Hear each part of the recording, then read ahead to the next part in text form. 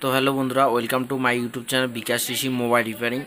আপনারা এই যে দেখতে পাচ্ছেন সিসি বোর্ডটা, এই সিসি বোর্ডটা আপনারা যখন কাস্টমারের আপনারা যদি মাইক্রোফোন নষ্ট হয়, মাইক্রোফোন যদি নট ওয়ার্কিং হয়, এই যে দেখতে পাচ্ছেন মাইক্রোফোনটা এখানে আমি রিমুভ করে দিচ্ছি। সেম এটাও একটা ভিভো V9 এটা মডেল, এই যে মাইক্রোফোনটা রিমুভ করছি। তো সেম কন্ডিশন যদি আপনার কাছে এই ফোন আসে, তো আপনারা এটা কি করবেন, আপনারা চাইলে আপনারা এখান থেকে শুধু মাইক্রোফোনটা চেঞ্জ করে দিতে পারেন কম খরচা নিয়ে। তাইলে আপনারা মাইক্রোফোনটা চেঞ্জ করে নেন, এবং যদি বেশি খরচা নেন, নেওয়ার পর এই পুরা সিসি বোর্ডটাই চেঞ্জ করে দেবেন।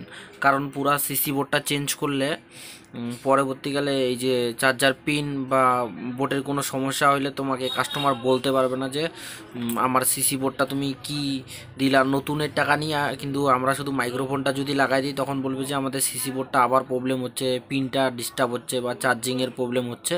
তো এইগুলোর জন্য আমাদেরকে কী করতে হবে, সিসি বোর্ডটা গোটাই চেঞ্জ করতে হবে।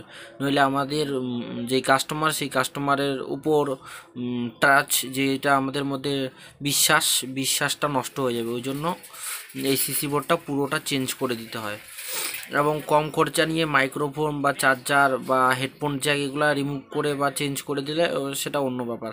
যদি নতুন বোর্ডের মনে করো এই বোর্ডটার দাম 350 টাকা, এই বোর্ডটা 350 টাকা নিলা, কিন্তু নিয়ে শুধু মাইক্রোফোনটা চেঞ্জ করে দিবা।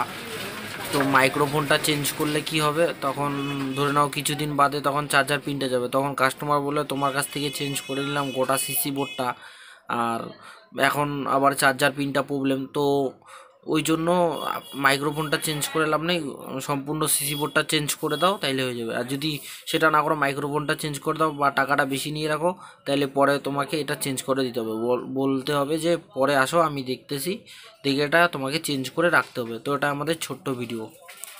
যারা এখনও পর্যন্ত আমাদের মোবাইল রিপেয়ারিং ইউটিউব চ্যানেলটাকে সাবস্ক্রাইব করো, লাইক করো, শেয়ার করো।